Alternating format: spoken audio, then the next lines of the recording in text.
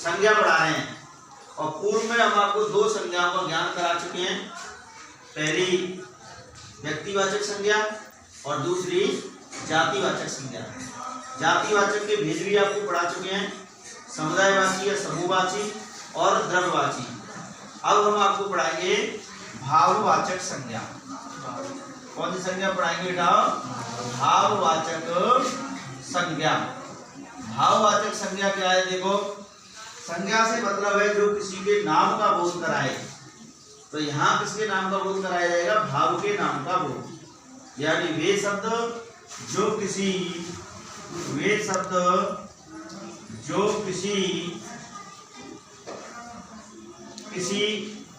गुण, धर्म, दशा, भाव आदि के नाम का बोध कराते हैं, वो क्या कहलाते हैं? वो भाववाचक संज्ञा कहलाते हैं। क्या कहलाते हैं बेटा? भाववाचक संज्ञा कहलाते हैं। यानी वे शब्द जो किसी गुण, धर्म, दशा, भाव आदि के नाम का बोध कराते हैं, वो भाववाचक संज्ञा कहलाते हैं। भाववाचक संज्ञा को हम दो प्रकार से पढ़ेंगे। भाववाचक संज्ञा का निर्माण दो प्रकार से होता है।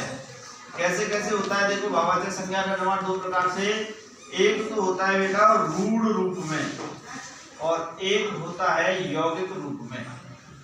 रूढ़ से मतलब क्या है? रूढ़ रूप में कैसे होता है?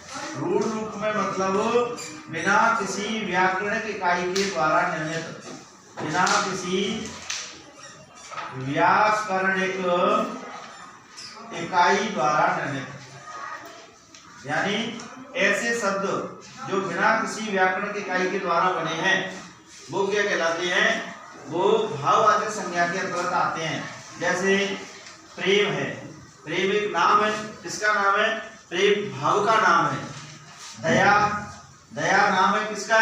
भाव का नाम है। क्रोध, ये भी किसका नाम है? भाव का नाम है। और उमंग, ये भी किसका नाम है? भाव का नाम है।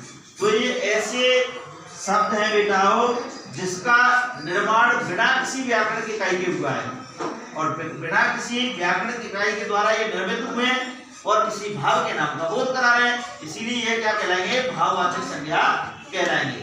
दूसरे शब्द कौन से हैं? दूसरे यौगिक शब्द हैं। यौगिक कौन से होते हैं? जो किसी व्याकरणिक इकाई द्वारा निर्मित होते हैं, जो किसी व्याकरणिक इकाई द्वारा निर्मित होते हैं। यानी ऐसे शब्द जो किसी न किसी व्याकरणिक इकाई द्वारा निर्मित होते हैं और किसी भाव के नाम का बोध कराते हैं, वो भाववाचक संज्ञा कहलाते हैं। जो किसी न किसी व्याकरण द्वारा निर्मित होते हैं, वो बेटा 5 प्रकार की व्याकरणिक इकाइयों से बनते हैं। कौन कौन सी 5 प्रकार की व्याकरणिक इकाइयों से बनते हैं? पहला है जातिवाचक संज्ञा से। पहला किससे बनते हैं? जातिवाचक संज्ञा से। जातिवाचक संज्ञा के बाद में दूसरे बनते हैं किससे? विशेषण से। दूसरे किससे बनते हैं? विशेषण से। और तीसरे बनते हैं ये आपके सर्वनाम से। किससे बनते हैं? सर्वनाम से। और चौथे बनते हैं आपके ये क्रिया से। किससे बनते हैं? क्रिया से। और पांचवें बनते हैं अव्यय शब्दों से। किससे बनते हैं? अव्यय से। कैसे देखो बनते हैं? जातिवाचक संज्ञा से कैसे बनेगी भाववाचक संज्ञा? जैसे जातिवाचक संज्ञा है, जैसे लड़का एक जातिवाचक संज्ञा है, और लड़का से भाववाचक संज्ञा कैसे बनेगी? लड़कपन। लड़का से भाववाचक संज्ञा कैसे बनेगी? लड़कपन। तो लड़का क्या है? जातिवाचक संज्ञा, और लड़का से हमने क्या बना दी? लड़कपन। ऐसे ही बच्चा क्या है? जातिवाचक संज्ञा, और बच्चा से हमने क्या बना दिया? बचपन। तो बच्चा से क्या बन जाएगा? बचपन। कौन सी? भाववाचक संज्ञा। क्योंकि लड़कपन और बचपन, लड़कपन लड़का जैसा होने का भाव पैदा करा रहा है और बचपन बच्चा जैसा होने का भाव पैदा करा रहा है। बचपन और लड़कपन दोनों भावों के नाम है, इसीलिए किसमें आएंगे? ये भाववाचक संज्ञा में आएंगे। विशेषण से कैसे? जैसे बेटा सुंदर विशेषण है। सुंदर क्या है? विशेषण है। विशेषण किसे कहते हैं? वे शब्द जो संज्ञा और सर्वनाम की विशेषता बतलाते हैं, वो क्या कहलाते हैं? विशेषण। तो सुंदर विशेषता बता रहा है, सुंदर होने का विशेषण। अब सुंदर से भाववाचक संज्ञा क्या बनेगी? सुंदर से बनेगी या तो सुंदरता या फिर बनेगी सौंदर्य। क्या बनेगी?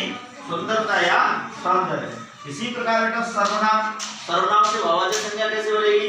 जैसे सर्वनाम है अपना, अपना सर्वनाम है, निजवाचक सर्वनाम अपना, अपना से क्या बन जाएगी? अपनापन, अपनापन या फिर अपनत्व, या तो अपनापन बनेगी या क्या बनेगी? अपनत्व बनेगी। ऐसी क्रिया से, क्रिया जैसे बेटा घबराना क्रिया है, घबराना, घबराना ये क्रिया है, और क्रिया से क्या बन जाएगी? घबराहट, क्या बन जाएगी? घबराहट। ऐसे चढ़ना क्रिया है, चढ़ना, और चढ़ना से क्या बन जाएगी? चढ़ाई, चढ़ना से क्या बन जाएगी? चढ़ाई। ऐसे अव्यय, अव्यय का मतलब क्या? वे शब्द जो परिवर्तित नहीं हो, किसी भी प्रकार से बदला नहीं। जैसे दूर, दूर शब्द अव्यय है, दूर, दूर बदलेगा नहीं, तो दूर से क्या बन जाएगी? दूरी, दूर से क्या बन जाएगी? दूरी। ऐसे ही ऐसे बाहर शब्द है, बाहर, और बाहर से क्या बन जाएगी? बाहरी। तो इस तरह से भाववाचक संज्ञाओं का निर्माण होता है। भाववाचक संज्ञा का निर्माण दो प्रकार से होता है, एक रूढ़ रूप में और एक यौगिक रूप में। भाववाचक संज्ञा कहते किसे हैं? वे शब्द जो किसी गुण, धर्म, दशा, भाव आदि के नाम का बोध कराते हैं, वो भाववाचक संज्ञा कहलाते हैं। भाववाचक संज्ञा का निर्माण दो प्रकार से होता है, एक रूढ़ रूप में, रूढ़ रूप में कैसे होता है? जो बिना किसी व्याकरणिक इकाइयों द्वारा निर्मित हो। जैसे प्रेम है, ये एक भाव का नाम है, दया है, ये भी एक भाव का नाम है, क्रोध है, ये भी एक भाव का नाम है, उमंग है, ये भी एक भाव का नाम है। तो ये ऐसे शब्द हैं जो किसी बिना व्याकरण इकाई के द्वारा बने हैं, इनमें, इनके निर्माण में किसी भी व्याकरण इकाई का प्रयोग नहीं हुआ है। दूसरे हैं जो विभिन्न प्रकार की व्याकरण इकाइयों द्वारा बनते हैं, जो यौगिक भाववाचक संज्ञा के अंतर्गत आते हैं। ऐसे कौन से शब्द हैं? जैसे जातिवाचक संज्ञा से हमने लड़का से लड़कपन बनाया, बच्चा से बचपन बनाया, विशेषण से हमने सुंदर से सुंदरता बनाया, सौंदर्य बनाया, सर्वनाम से अपना, सर्वनाम जैसे अपना से अपनापन बनाया, अपनत्व बनाया, और क्रिया से जैसे घबराना से घबराहट बनाया, चढ़ना से चढ़ाई बनाई।